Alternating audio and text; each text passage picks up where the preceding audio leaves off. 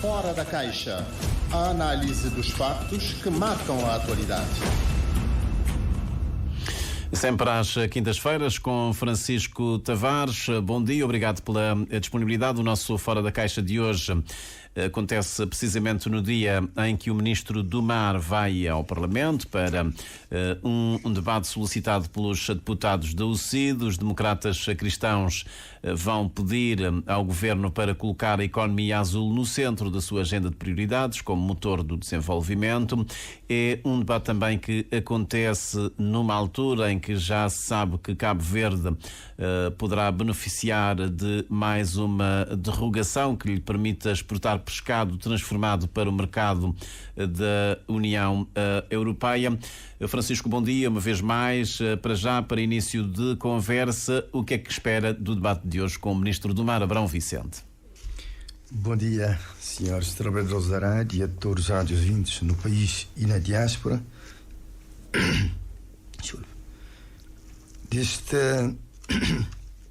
Que nós esperamos que este debate seja suficientemente esclarecedor sobre a situação, sobre o potencial, sobre os desafios, mas também sobre os compromissos e o que é que se vai fazer. Nós estamos a falar das pescas, que é parte da economia azul. Somos 99% mar, e a economia azul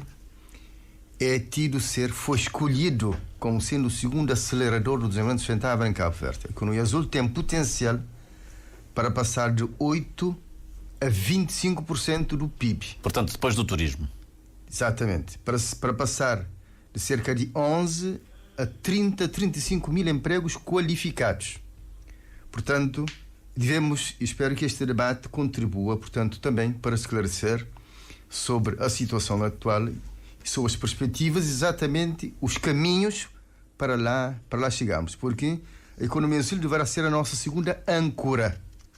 A primeira é o turismo, continuará a ser o turismo, mas a segunda deve ser a economia azul. Ao falar das pescas, é falar primeiramente dos pescadores, das peixeiras, daqueles que tratam o peixe, dos operadores e dos armadores,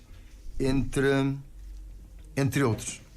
Portanto, ao falar das pescas, nós falamos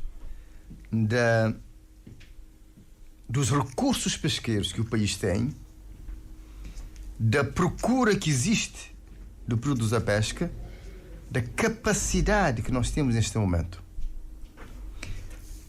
do nível de captura. Falamos dos problemas atuais, falamos agora da nossa ambição, a ambição que devemos assumir até 2030 para a área das pescas, porque pescas é importante no âmbito da economia azul. Falamos dos desafios imediatos e falamos de como operacionalizar estes desafios.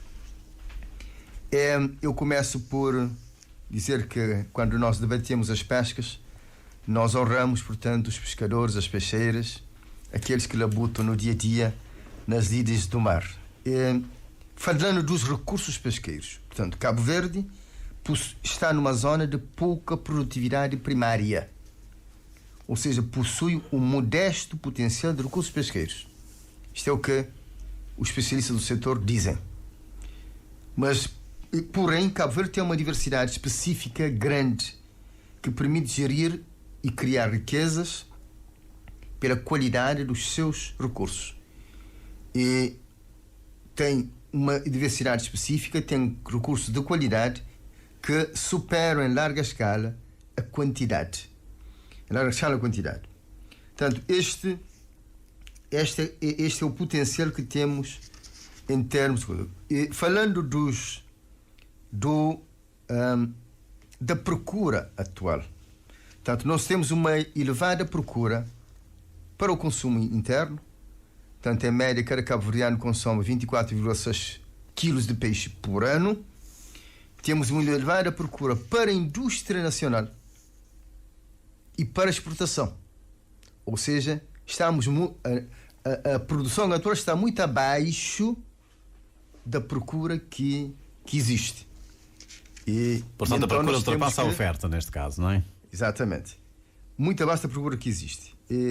A pesca é uma grande fonte de proteína, não é? Para a nossa alimentação. É uma atividade económica que abrange cerca de 5.000 pessoas, entre a pesca artesanal e a pesca industrial. Ou seja, 12,5% do emprego nacional é gerado para as pescas. As pescas geram um VAB de cerca de 3,7 milhões de contos, ou seja, é média 1,2% do PIB. E no último ano, 2022, atingiu 1,6% do PIB.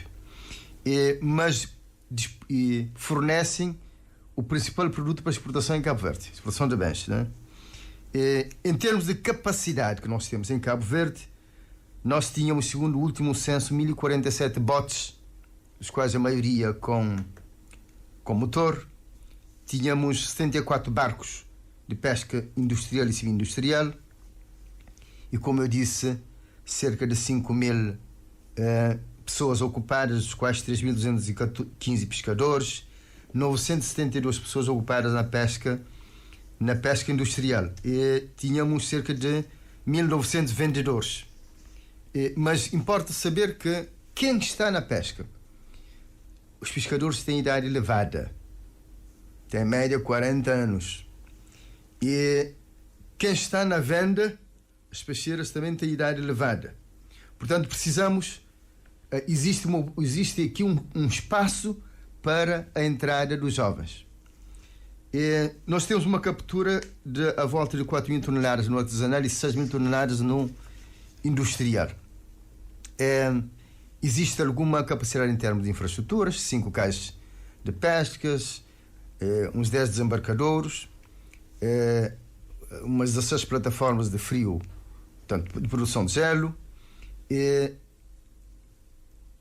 Mas, sobretudo, importa dizer o seguinte, que nós temos muita sobrepesca em Cabo Verde. Sobrepesca em Cabo Verde, que está a empobrecer pescarias, está a levar ao desaparecimento de algumas pescarias.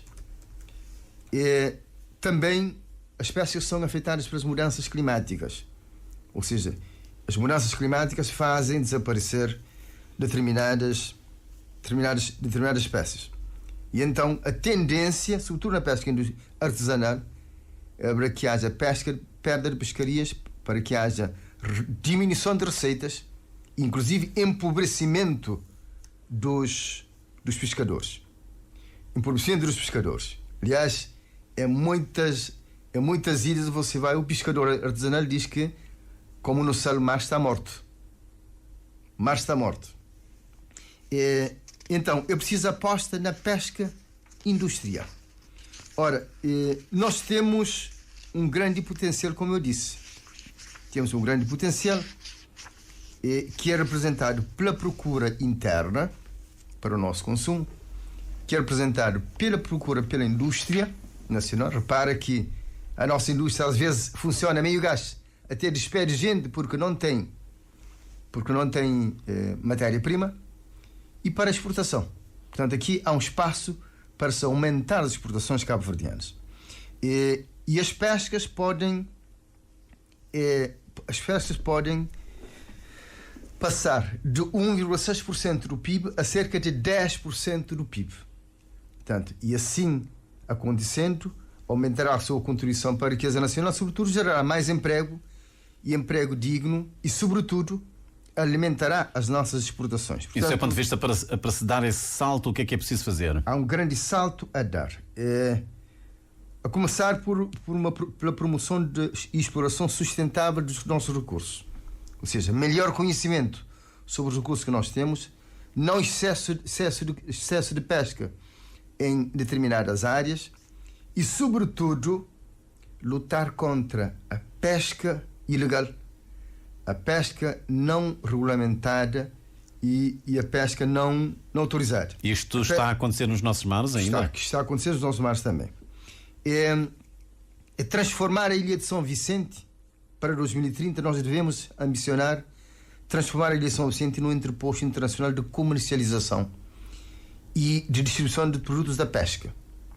Portanto, esta perspectiva pode ser desenvolvida através da Zona Especial de Economia Marítima em São Vicente. Para 2030 nós devemos ambicionar modernizar as infraestruturas existentes e construir novas infraestruturas. E sobretudo, fomentar e desenvolver a pesca industrial. A pesca industrial para gerar mais emprego qualificado, mais emprego bem pago, para melhorar a oferta, o abastecimento no mercado e baixar o preço do peixe, mas sobretudo para alimentar a indústria nacional. Temos um grande potencial para transformação do pescado a nível nacional e para aumentar as exportações de Cabo Verde. Mas Francisco, não acha que nesta matéria, neste setor, o país está a andar muito devagar? Sim, nesta área nós estamos a andar muito, muito devagar. Portanto, o avanço da pesca industrial é um avanço muito, muito lento. E nós devemos ter a ambição de desenvolver a aquacultura. Se temos recursos pesqueiros escassos, devemos desenvolver a aquacultura. Existem experiências e é importante em Cabo Verde, como a fazenda do Camarão, em São Vicente, e o novo complexo da Nortuna. Portanto, a aquacultura e a maricultura podem ser desenvolvidos em todas as ilhas de Cabo Verde, em áreas que reúnem condições. Por esta via, considero que esta deve ser uma grande prioridade, uma área uma das modalidades de desenvolvimento das pescas aqui em Cabo Verde. Mas digo, uma vez mais, investir na pesca industrial. Mas nós vamos continuar a ter a pesca artesanal. E neste particular, nós devemos então empoderar, formalizar a pesca industrial, artesanal, empoderar as comunidades pescatórias e promover a sua transição para pesca azul. Ou seja, nós devemos modernizar as pescas e a aquacultura e promover a aquacultura, avançar mais com a transformação do pescado. Temos muito pouca transformação dos pescados. E o pescado transformado em Cabo Verde exporta-se bem. Tanto tem boa saída no mercado nacional quanto no mercado internacional. Mas para isso é preciso naturalmente aumentar a captura e parece-me que está aqui o calcanhar daqueles, uma vez que Cabo Verde ainda não modernizou e nem reforçou a frota, faltam atuneiros e por isso de vez em quando um déficit no fornecimento, no abastecimento das conserveiras. Exato. E como dizia então, retomo, modernizar a pesca artesanal, investir na pesca industrial, promover a aquacultura. Quando não estou a falar do Estado, estou a falar do Estado criar as condições, o ecossistema favorável e os privados investirem.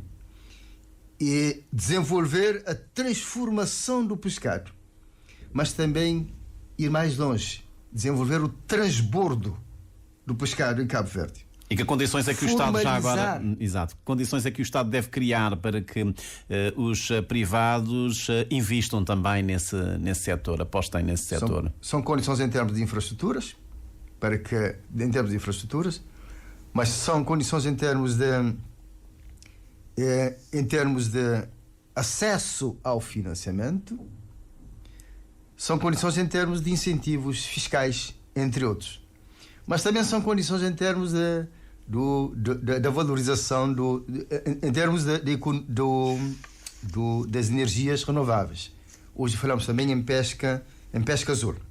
Portanto, a formalização na área das pescas, a formalização dos pescadores artesanais, mas também garantir na área da pesca industrial, garantir maior segurança, criar as condições de sustentabilidade. Portanto, aqui nós estamos a falar de empoderar os pescadores artesanais, que são em grande número, com melhor organização, designadamente organização em cooperativas, garantindo maior segurança, desenvolver o associativismo entre os pescadores. Eu disse, e volto a dizer, a empresarialização do setor.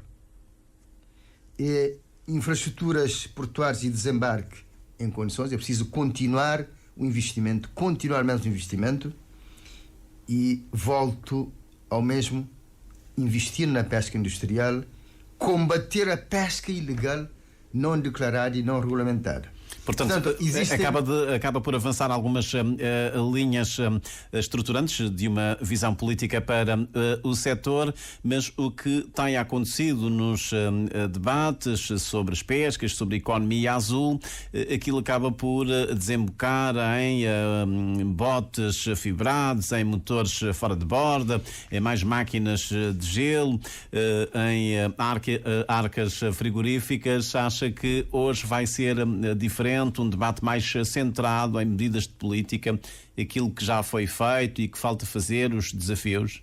Existem realizações, não é? Em termos de centenas de botes que já foram fibrados, existem realizações, há muito investimento nas comunidades de pesca, nos arrastadouros, em todas as ilhas, Mas isto ainda é pouco.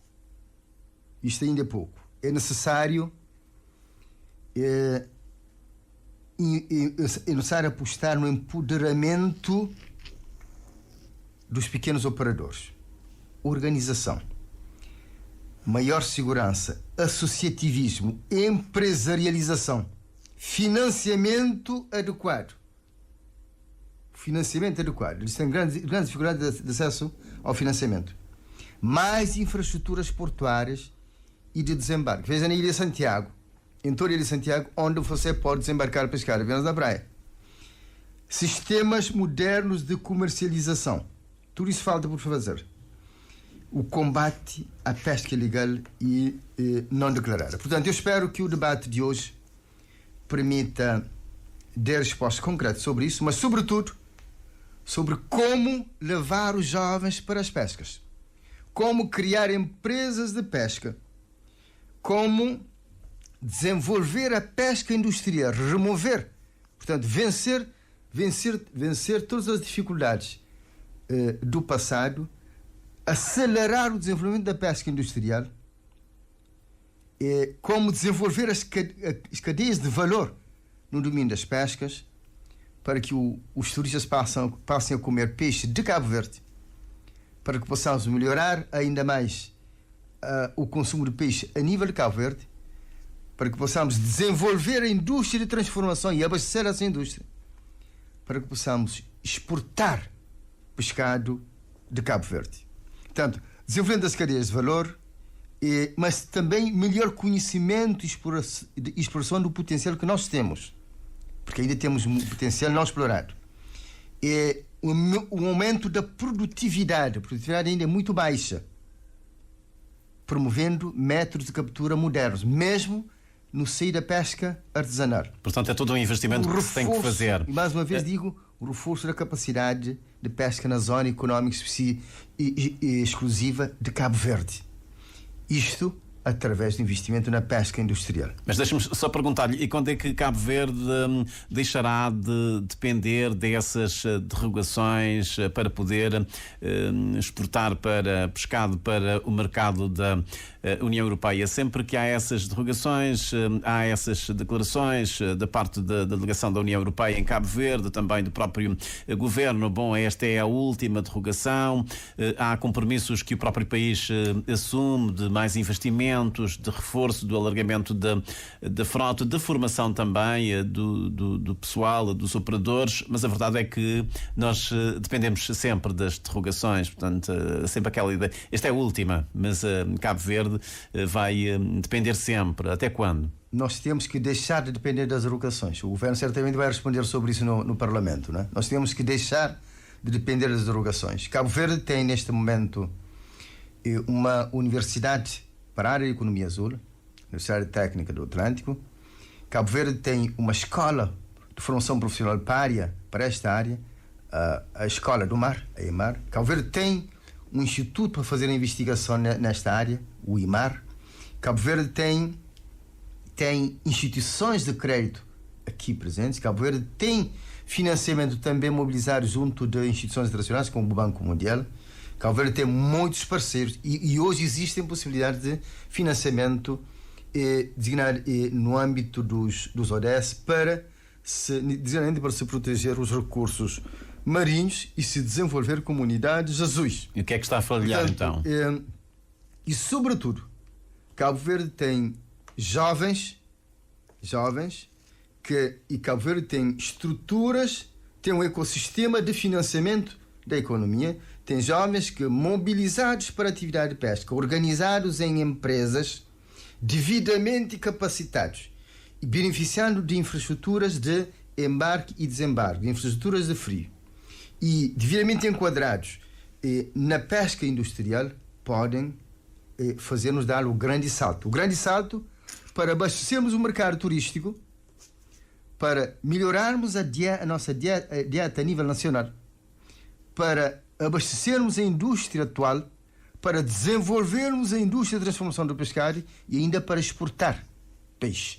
Portanto, e por esta via nós podemos reduzir, não é só reduzir a pobreza, podemos empoderar, enriquecer as pessoas que vivem nas comunidades pescatórias, quer dizer, sair da situação atual para um novo patamar. Muito bem, temos que avançar então. Quanto ter uma nova classe média, uma nova classe empresarial no domínio das pescas. Francisco, eu queria ouvir também em relação à Conferência Internacional sobre Liberdade, Democracia e Boa Governança, que decorreu durante 2 dias na Ilha do Sal. No final houve uma declaração que também foi lida, foi apresentada à imprensa pela Ministra dos Assuntos Parlamentares da Presidência do Conselho de Ministros, e esse documento reafirma a liberdade como pedra angular de dignidade humana. Esteve atento naturalmente a essa conferência que suscitou algumas reações, algumas críticas por parte dos líderes dos partidos da oposição, mas o Primeiro-Ministro diz que valeu a pena, há ganhos, sobretudo a defesa da democracia à escala global. Do seu ponto de vista, que avaliação é que faz dessa iniciativa do Governo? Eu considero que foi uma grande iniciativa do Governo, é uma iniciativa louvável, foi uma grande conferência também, pelos ecos que eu tive e pela declaração final que tive acesso. Foi uma grande conferência. Efetivamente, nós estamos a falar da liberdade, da democracia e da boa governança, né? A liberdade é a nossa faculdade, a nossa capacidade de agir, de decidir, de exprimir, de escolher, segundo a nossa vontade, segundo as nossas escolhas. A liberdade é essencial. Sem liberdade não há expressão livre, não há criatividade, não há inovação, não há contraditório, não há livre escolha, não há empreendedorismo. Sem liberdade não há liberdade económica, né? Não há felicidade, né? Não há felicidade. Por isso a liberdade é essencial. Tanto assim é que a nossa Constituição consagra um conjunto um vasto leque de liberdades, né? Um vasto leque de cerca de 13 liberdades, desde a liberdade de informação e de expressão e informação, a liberdade de segurança pessoal, passando para a liberdade económica, a liberdade intelectual, artística e cultural. Temos a liberdade de imprensa, temos a nossa Constituição e contempla um leque muito vasto de liberdades. Então, e este leque de liberdades acaba por dizer até que ponto a liberdade é um valor importante em Cabo Verde. Portanto, debater a liberdade, onde estamos e como estamos a praticar, como estamos a usufruir da liberdade, desde a liberdade de imprensa, como disse, passando pela liberdade de associação, pela liberdade de consciência, pela liberdade de deslocação, pela liberdade intelectual, artística e cultural, entre outras, pelas liberdades políticas, né? Vale a pena. Também eu considero importante debater a democracia, né? A democracia, porque a democracia não é uma dádiva e a democracia está sempre sob ameaça e Está sempre sob ameaça. Mas acha que o debate saiu mais enfraquecido pelo facto de os líderes dos partidos da oposição não terem participado? Não, eu não estive lá, não posso dizer se o debate saiu enfraquecido. Se o debate saiu enfraquecido. Dizia, portanto, a democracia vale a pena ser debatida, porque é o regime político que nós escolhemos, não é? É o regime político que nós escolhemos, que assenta na soberania do povo, que assenta na igualdade de direitos, igualdade perante a lei, igualdade de oportunidades, igualdade de participação, valores importantes como um homem, um voto, no respeito pela diferença, na existência de instituições democráticas, na igualdade perante a lei, a igualdade de oportunidades, como eu disse, democracia que não rima muito com desigualdades e muita pobreza, por exemplo, né? E com muita pobreza. Também vale a pena democracia que pressupõe ter instituições democráticas, né? Pressupõe ter instituições democráticas, e vale a pena também debater